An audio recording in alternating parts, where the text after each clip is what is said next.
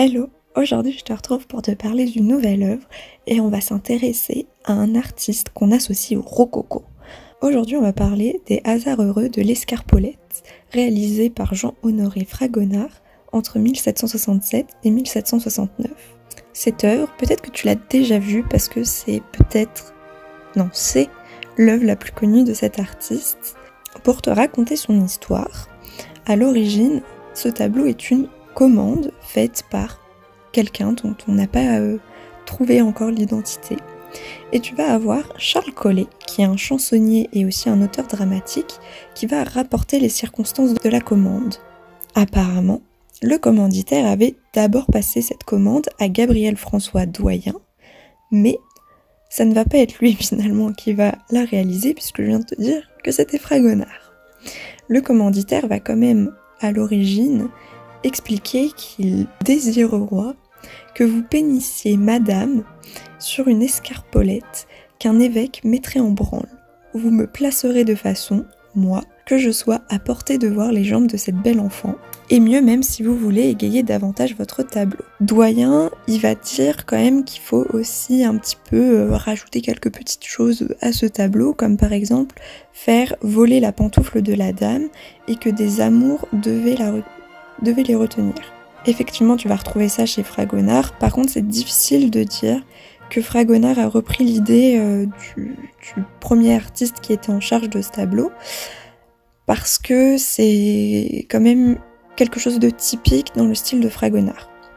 Et finalement, en fait, le récit de Collet, c'est plus un ragot qu'un véritable témoignage tangible, mais c'est quand même intéressant pour avoir les supposées paroles du commanditaire. Et en fait, cette histoire, elle est plutôt utilisée pour parler du premier peintre, pour dire en gros que jamais un artiste comme Collet aurait pu se rabaisser à ce genre, alors qu'il peint de la peinture d'histoire. J'en ai un petit peu parlé sur la chaîne, mais tu sais, il y a une hiérarchie des genres dans la peinture, et la peinture d'histoire, c'est vraiment le top du top du top, alors que les scènes galantes, comme cette œuvre, bon, c'est pas ce qu'il y a de mieux, c'est pas ce qui est de plus prestigieux.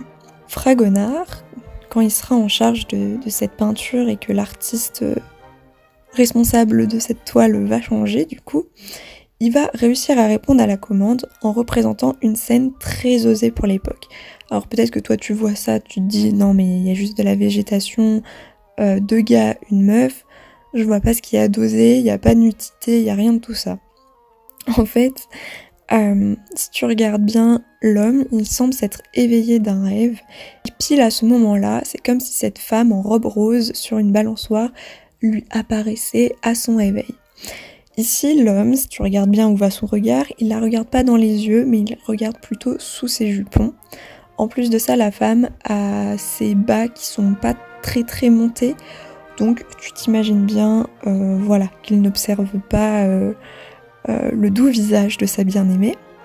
C'est aussi une scène très osée parce que la personne qui pousse la jeune femme, c'est un évêque. Donc ça voudrait dire que l'évêque autorise ce qui est en train de se dérouler et participe à cette scène hyper érotique pour l'époque. Donc tu te doutes bien que ça passe pas trop et qu'effectivement c'est très osé pour cette époque-là.